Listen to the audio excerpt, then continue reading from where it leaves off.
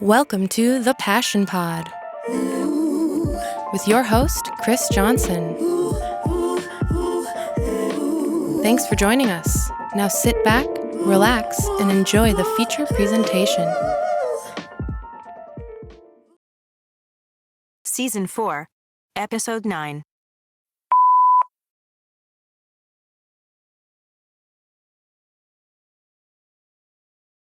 Welcome back, friends, for arguably our most multi-talented guest so far. Our guest spends most of her time in LA, but we were able to catch her for an interview while she's back home in Minnesota. Welcome model, dancer, actress, artist, Leighton Heegaard. Thanks for having me. Happy to be here. Yeah, thanks for having me in your kitchen. This is cool. Or dining room, I guess. Yeah, welcome. Kind of a little melded situation. Yeah. Thankfully, this wasn't too far. I didn't have to go all the way to LA to get you. Why are you here in Minnesota again? Well, my whole family's from here, and I grew up here. It's one of my favorite places, and I came back for the holidays. Yeah, and we're here on Black Friday, not going crazy shopping. See, look at that, a concept. It's like socially distanced, like small gatherings. This is how we're supposed to handle this. This is what they want. Mm-hmm. Absolutely. So who are you and what do you do? Well, I am Leighton Heegaard, and I am a full-time model, actor, and musician. And I did recently graduate from the University of Redlands in a biology and science degree, but I decided that that wasn't my true passion, and I've just been following what I really wanted to do for the past 2 years, and it's kind of worked out. Yeah, I was just listening to your music. So right now, as of today, there's a couple songs that you have on Spotify. Because if you just go on your Instagram, which you'll give the handle in a second, you can find like your flow page, which has like links to all your stuff. I listened to it, and the one song or whatever, I forget exactly what it says, but it's something like what it's like to be me always pursuing my dreams. And I was like, this is like exactly what we're about to talk about. This is kind of like perfect. See? Yeah, I like to tie things in. I really do like make most of my songs about how I'm feeling like in the moment. I mean, I definitely go retrospective too, but I try to be true to exactly how I'm feeling. Absolutely. So what's the best way for people to follow you, see what you do, get in contact with you if they want to? Probably my social media, which is at Lay_Heegaard. I can spell it LAY_HEEGAARD. Or for music, it's Spotify and just Leighton, my name.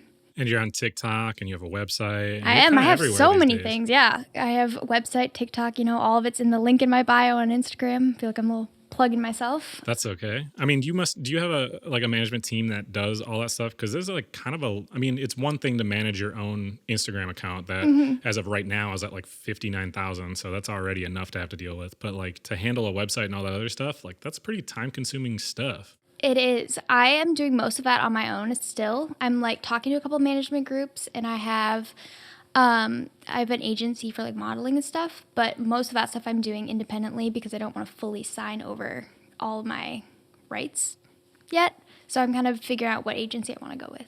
Gotcha. So you don't have like one specific manager that you have to deal with through everything yet? No, which is hard because I have it for separate things, like music separate than social media, separate than commercial, separate than all of them. So hopefully, as you were talking to me off mic about all these projects you're trying to get on in coming time, like you're gonna have to hire somebody because there's just no way that you're gonna be able to do all that stuff on your own. Right, and it's already getting pretty hard, and I definitely get overwhelmed just because there's so many little aspects you have to try to be on top of all the time. Right. So this is almost like a nice break then, huh? Because things are like blowing up for you, which is never like awesome to see, whatever. I mean, we're all facing the challenges of quarantine, but all of a sudden then when things were going a million miles an hour, at least for the first month, I imagine it was kind of nice little relaxing breath. Yeah, no, it was really nice to be able to just take a step back and reflect on everything in my life and where I want to go. And it's definitely been like a weird blessing. And also, I mean, not, but I've definitely gotten to know myself more and gotten more in tune with everything. Yeah, and it kind of like gives you time then all of a sudden to get a game plan together. You know what I mean? Because a lot of times like this stuff just happens in a whirlwind and you want to make the right play, you know, but it's really hard to when all these things are happening at once because you don't have a lot of time to make decisions. Yeah. You know what I mean? Which I always think the people who are most successful are the ones that recognize the right opportunities when they happen and jump on them. You got to be able to make those split-second decisions. But it's nice when all of a sudden you can step back a second and realize like, okay, I have time to make a game plan of like, what do I want my next year to look like rather than just flying by the seat of your pants, Yeah, totally. So I'm wondering, because it's not like somebody is like wanting to be a model, at least I wouldn't think right away when they're younger. What were your interests kind of growing up and who were the people that you looked up to? So growing up, my main interest definitely was dance, and I would train pretty much every day for 4 to 5 hours a day since I was 6. And that's kind of where I started performing and like getting used to an audience and everything. And that's where all my time went. And I definitely think that that's what paved me to be feeling comfortable in front of a camera or anything in general, because I am not typically like a person that'd be in front of a camera, I don't think, if I wasn't given that kind of training, if that makes sense. What kind of dance was it? Like, did you do a lot of everything, or did you focus on something? Or Yeah, so I trained at this company called To Dance. It's connected to New York, and it's in South Minneapolis. And we did a lot of different types. We did African, which was very interesting for me. We did ballet, hip hop, contemporary. We did pop, locking, gaga, all different styles. yeah, whatever the trend was at the time, whatever music is heading towards. It's kind of crazy when you look at like the kind of dancing that's in music videos 10 years ago versus today. Things like evolve pretty quickly. Yeah, and their training is very strict. It's called the Horton technique, which is a very intense, kind of hard on your body training, but also gives you a lot of strength, which is kind of how you can maneuver all different types of dance and have like a strong core. Yeah, I mean, honestly, like I had no idea. Like I knew on Instagram what you looked like, but I didn't have like a good perspective because you can never really tell. And I remember I was looking and I'm like, I feel like this is probably going to be a really small lady. And then I show up to your house and I'm like, she's a pretty small lady. So clearly, like, you're in pretty good shape.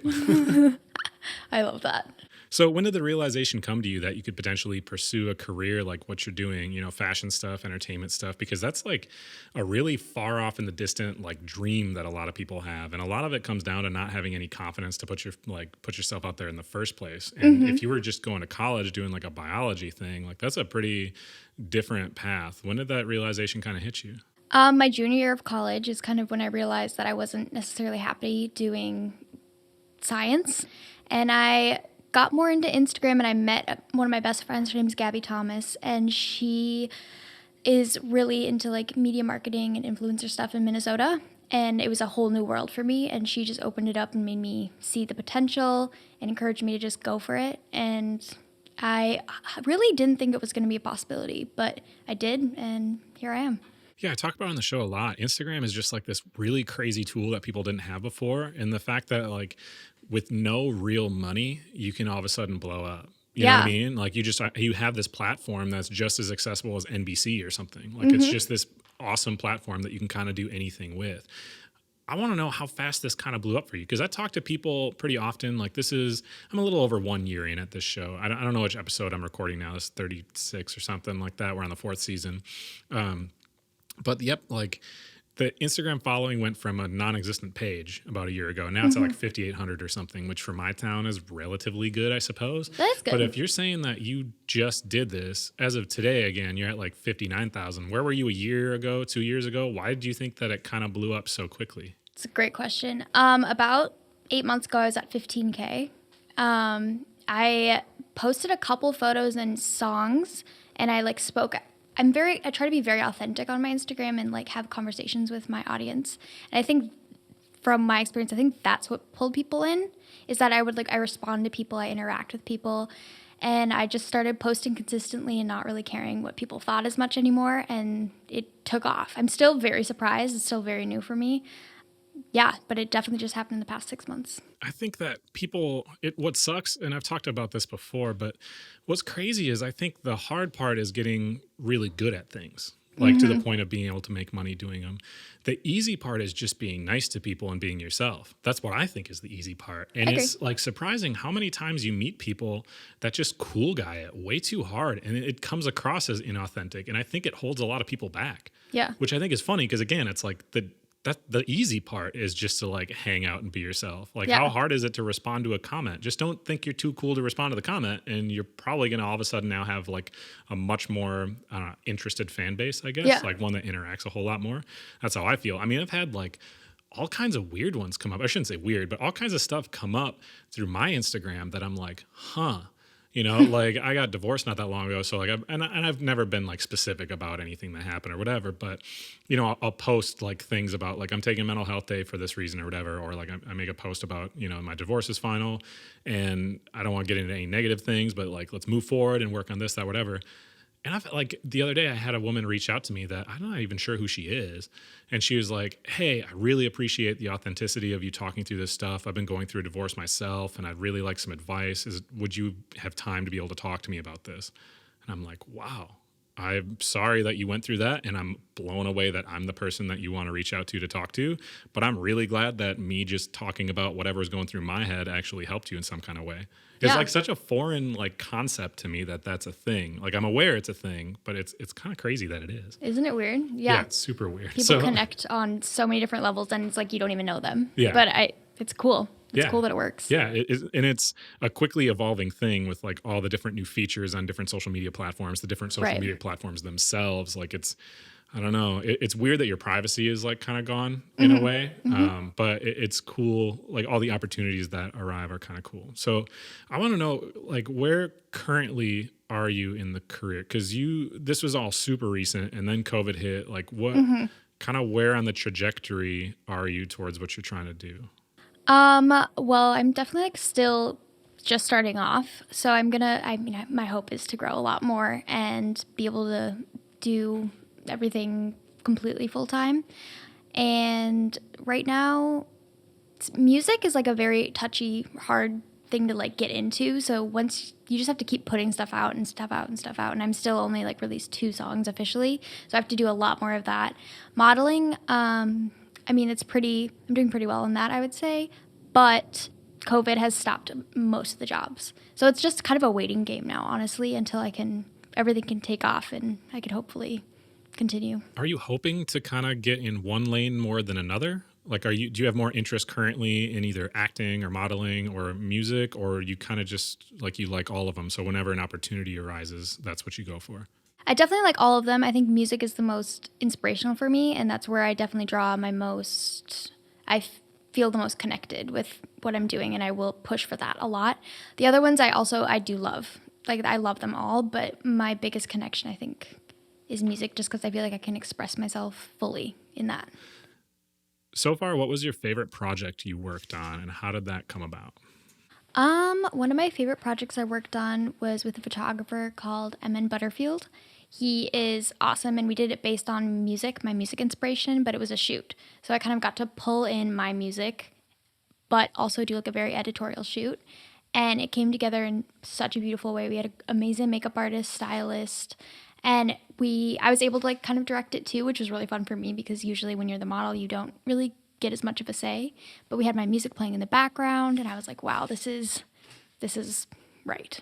Yeah. Kind of like fulfilled. Like, it's cool when you have things come up that are like they're challenges, but they're fun challenges. Right. It's like stuff you actually want to do rather than like when you're self-employed or even doing what you're doing, which is basically self-employed. But when you're doing that type of thing, the negative part is all these challenges come up all the time that you don't even want to deal with. You just kind of have to because you don't have a boss. So you just have to figure out how to handle the problem. But it's really cool when the opposite thing happens and an opportunity pops up that you're like, shit, I don't know how to do this, but this is kind of something that I'd always wanted to do. Like, this is pretty fun. You know, like I was talking to you about this candle that I brought you. The fact that I was like, oh, I can like design a scent for a candle. I don't know what I'm doing, but this is kind of sweet. Fun. Yeah, it's so like, fun. She made like 3 or 4 different samples based on like the things I told her I wanted to smell like, and I got to like pick which one I liked and whatever, and then submit the little logo and like that. Yeah. That's so. Yeah, fun stuff like that is like the way. I don't know. I love when those things pop up. We already talked about this a little bit, but maybe you can just expand slightly. How has the pandemic kind of affected things for you? For me, it really like stopped the chain of production for skateboard stuff because again, like my main career is my skateboard shop and I had to shut down. So that kind of sucked. But then after I was able to reopen, a lot of the products aren't made in America. So I just didn't even have the inventory available to do run my business. And then because I'm self-employed, I couldn't get unemployment. So it's just been like a really difficult year full of challenges that I'm like, I don't really know what I'm supposed to do right now. And I used my time wisely. I did a bunch of paintings, did a bunch of artwork, did a whole bunch of stuff for this show. So like it still helped me, you know, I used my time wisely.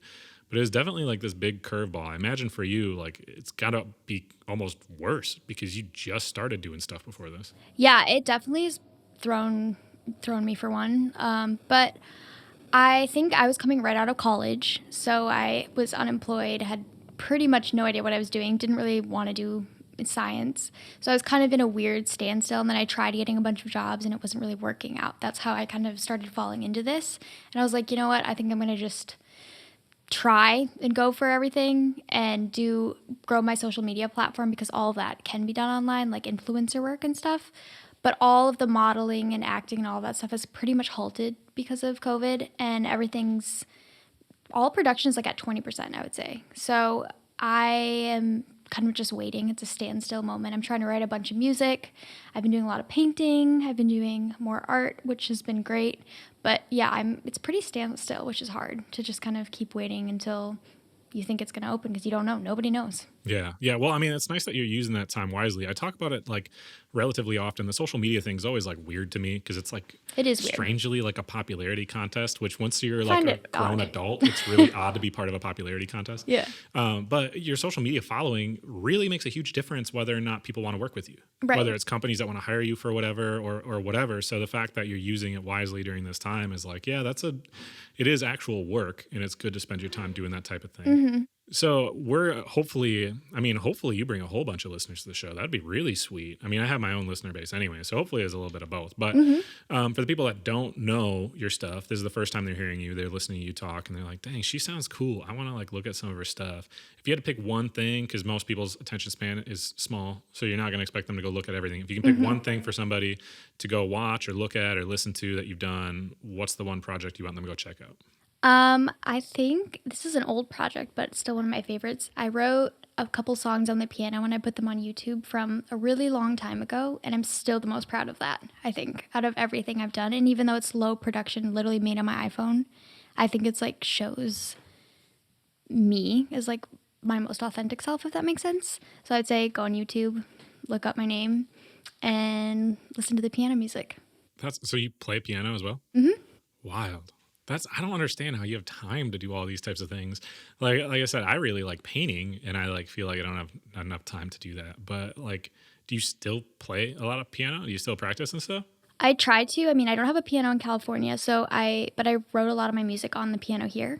So I base my chords and stuff off it, and then I build off of that.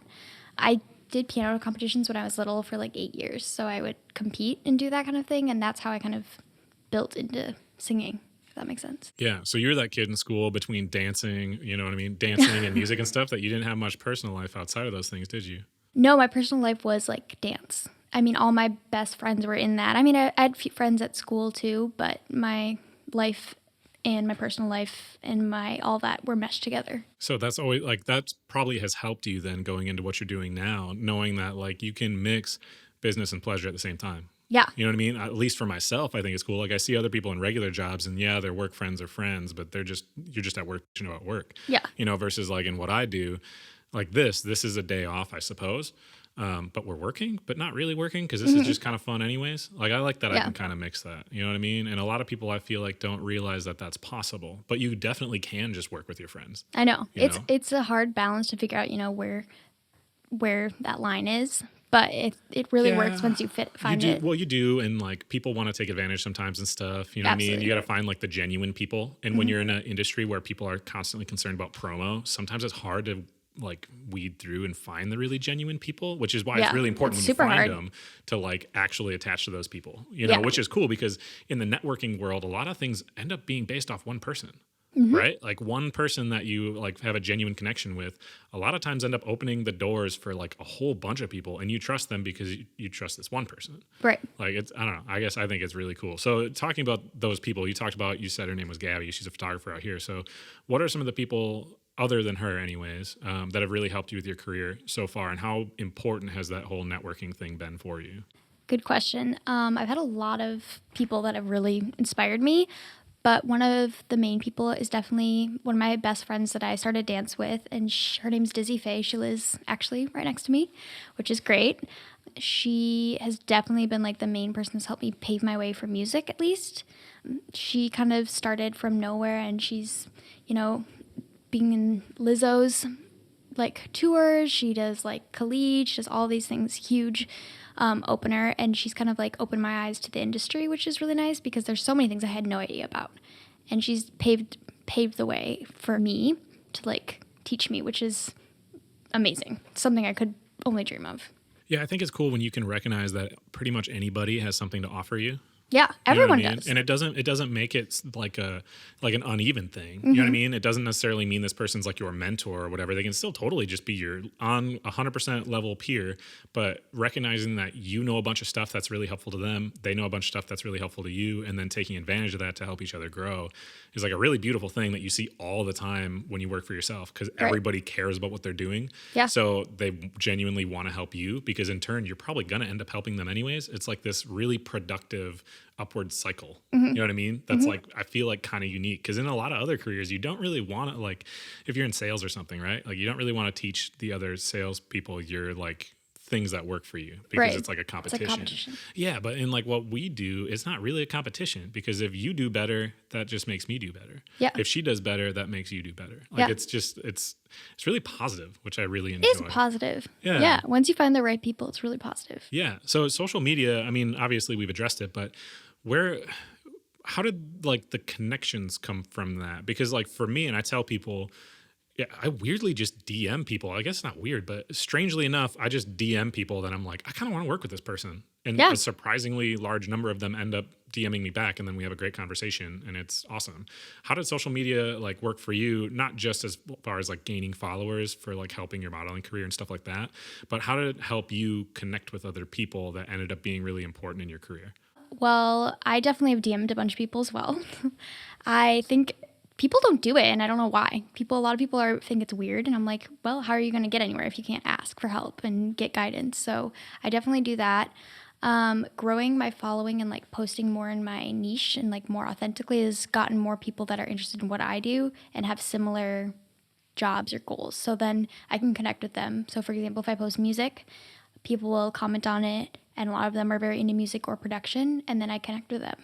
And I've met a ton of my good friends, honestly, from that, which I would have never in a million years thought I would find good friends on social media, because it just seems so weird and distant. But now it's such a platform that you can connect with anyone almost fully, that it's kind of provided a lot of great friendships and networking opportunities. Yeah, well, I mean, when you're growing up, your friends, your only like friend base, the applicant pool for you, for your friendships, are people that are right there.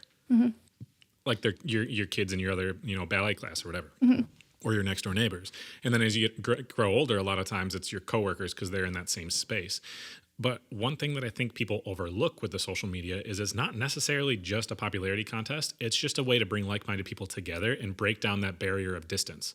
Because realistically, the barrier of distance isn't nearly as big of a deal as it used to be anyways. You can get a round-trip flight within America, especially during the pandemic, for $100 to like anywhere. Yeah. So like the distance isn't even that big of a thing. So it's really cool when you can find these really unique people that you can connect with via something like social media. And again, that just comes from like how powerful of a platform it is. It's a huge business tool, but it's also just a cool way to bring people together. Yeah. I mean, even in like the whole dating realm, like outside of social media and stuff, I feel like almost everybody meets people via like dating sites and stuff now, because it's such a cool way that you can approach people that are like-minded, rather than just like going to a bar or just going out and hoping to like meet new friends. Right. That's kind of hard to do, because you don't know if you have anything in common, but social media is like that cool way to really know.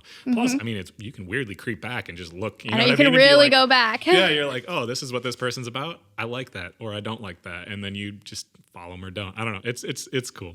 It is. So Leighton, what are the current projects you're working on? Obviously, you're doing your social media stuff, but if we're all paying attention, if all of a sudden you get all whatever minimal followers that I have hop on your stuff, you're not even going to notice it. But if you do, what can we expect to see from you? Well, first of all, that'd be amazing. I love all new followers and all people that take the time to even listen to anything I have to say. But I'm definitely going to be putting out a lot more music. I'm going to be trying to get more into acting, but again, that all is waiting until everything opens up. I have a couple projects that are going to start happening once things open up. I just am not fully sure when that will be, and that'll be in photo shoots and music and all of it. So I have a lot of stuff coming. I'm just not fully sure the exact time frame yet. Is it mostly, as far as the music stuff, is it mostly because you're waiting for the right time to release things? Because I know, like, I had Casanova on this season, which I guess I'm not sure if his episode will come out before or after yours, but he has, like, a whole album done. It's like 13 songs or something, and he's just not sure when he wants to release it yet, because obviously with the pandemic, no one can go on tours and stuff. So right, it's kind of up in the air. Is that kind of the biggest holdup then for when you're actually going to release the stuff? Yeah, I have a lot of my music made and done. Mostly, it's about like timing and when to put it out there. And then I'm working with a couple other producers, and that's when they're ready as well. So if they have to talk to their management team, then that puts me that I have to wait too, and then talk to it's like a whole thing. It's a whole thing. Yeah, I think if you're always hustling, like that's Yeah. the key, right? Is Yeah. like always hustling, Always because then hustle. you can have like a whole bunch of things that are in the works and ready. So that way you're not like forced to put something out at the wrong time. Right. If you have a bunch of projects you've been working on, you can wait till it's the ideal time to release this product or to do, or whatever the thing is, to like release things at the right time. And it's kind of the same way with the show, which is one of the reasons why I do it in a season. I mean, obviously, again, if I was doing this full time, it wouldn't be very hard to do an episode a week, but I like have my store full time. So Yeah. but Lots it's of nice balance. like doing the whole season, being done editing and have like the whole thing totally done, and then be like, okay, now I want to release things based on whatever time frame. Like when Yeah. you have all that stuff ready that way, it puts you in a much better position.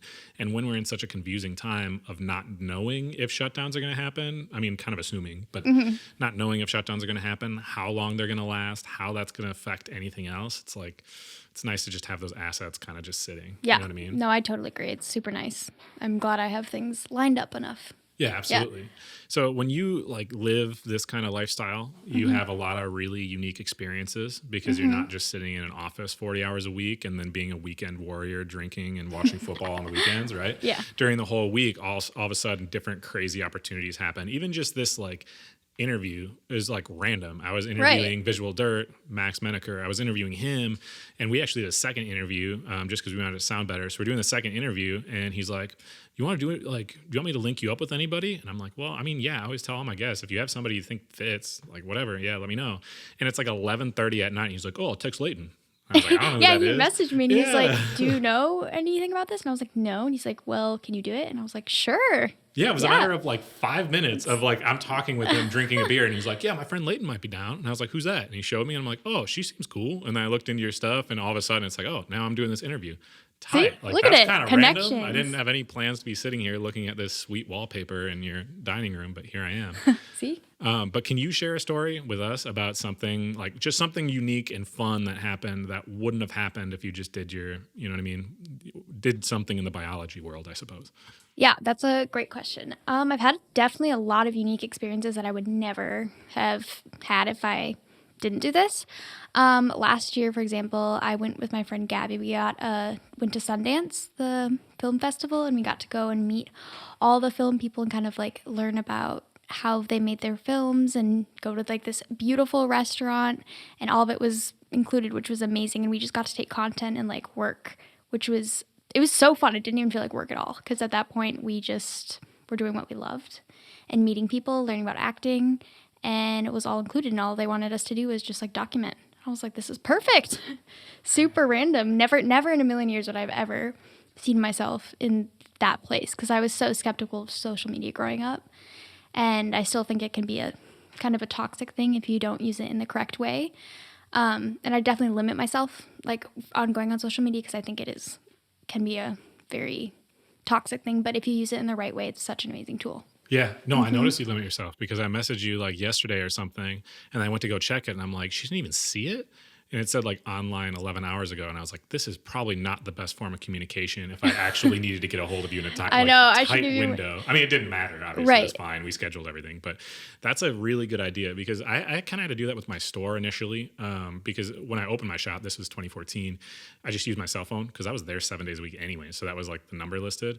But then I was getting text messages and stuff all the time at like midnight saying like, hey man, can I come get a board? Can you come open the shop? Or like on a Sunday when I had the shop closed, I'd be having people hit me up, and I'm like, Yeah. dude, like I like kind of have a personal life, you know what I mean? And I think if you can put that balance of understanding, you can be really genuine in yourself, but that doesn't mean you have to give everyone access to all of your personal information constantly either. I know, think it's if a you can find that tough balance, balance, it's cool. but it's a good balance, and I definitely think social media can be portrayed as like everything's perfect all the time, constantly, and it's not true at all. So I try to be as authentic as I can, and I try to share. I definitely don't share all my hardships, but I definitely try to show people that it's not just perfect at all. Yeah, There's so well, I many mean, it's things. nice that, again, it's not a live portrayal. Like, Right. you can edit what you want to edit. And I think most people are pretty respectful of that type of thing. You know what I mean? Like, you don't typically, at least I don't typically get DMs from people and then like 10 more saying like, what's up, hit me up, hit me back. Like usually if I don't respond, people then just wait until I respond. You know what I mean? Like most people are relatively understanding that you're not on their beck and call. Like you're not necessarily available for them immediately. I want to ask about this because I've had a very different experience than you have. So the lessons, I guess what I'm getting at, the lessons that I've had to learn are all related to business. Like one of the biggest ones for me, and I talk about this a lot, is understanding that opportunities are constant. You're always going to have them, and people are going to portray them as being these awesome opportunities all the time. Right. You don't have time to do all those, and not all of them are the right decision. And unfortunately, with like what I do, and I'm sure that this translates a little bit to you as well, most of my business decisions, there's a lot of money attached. And then all of a sudden I invest in a product that doesn't sell. I'm just out a whole bunch of money, and that sucks. So I kind of had to really understand, like, just because somebody hits you up and wants their help, you can't necessarily do that because it puts you in a really bad position. For you, I want to know, what's a lesson that you kind of had to learn so far, probably learned it the hard way, that you think might help people to know? Yeah. I'm definitely the type of person that wants to give everyone a chance. I realize that I will give and give and give until I have nothing left to give. And I've definitely put myself in situations where people, I have wanted to use me because of social media, and I just really want to see the good in everybody. And it's been hard for me to like put a boundary up. And I said yes to a couple people, and they kept using me and using me and using me. And it wasn't a good friendship or benefit or anything to me. So being able to like have boundaries that I could easily focus on has been something that was a hard lesson for me, and knowing that not every single person is going to be wanting the absolute best for you. Like there's a lot of people that are going to try to use you, and realizing that was a hard lesson, but also definitely one of the most important lessons that I totally agree.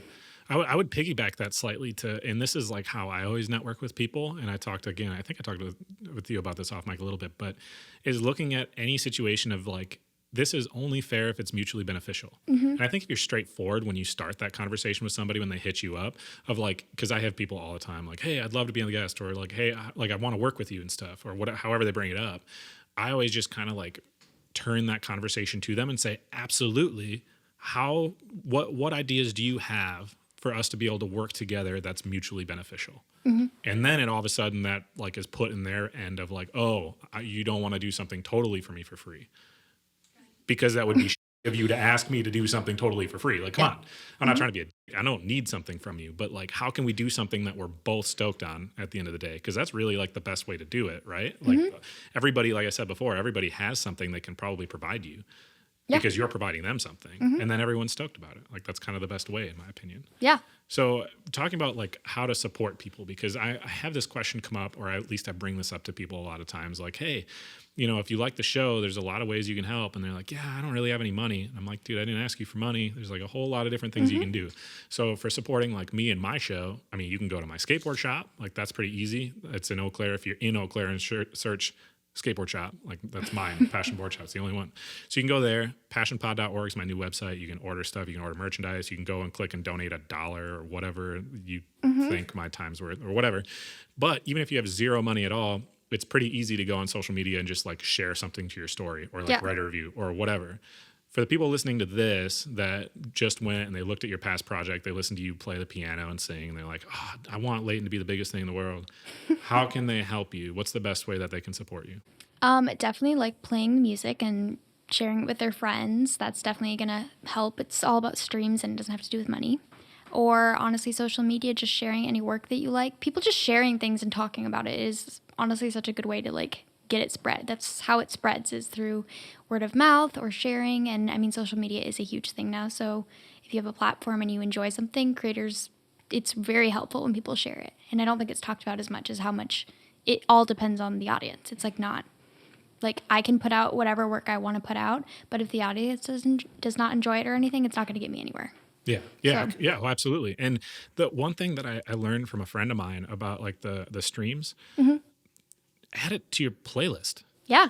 Like, that's so incredibly helpful. I had a buddy who he was on this app called Loom. I don't know if you're familiar I've with heard of it. Loom, but he's done really well off of it. One of his songs is, I don't know how many streams, a lot.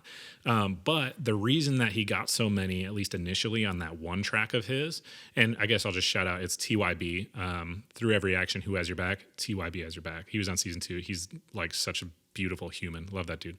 But his song Cabin went that way. And the reason it happened was because they put out, like, you know, when you're on Spotify or whatever, and it's like playlist made for you. You know what I mean? Yeah.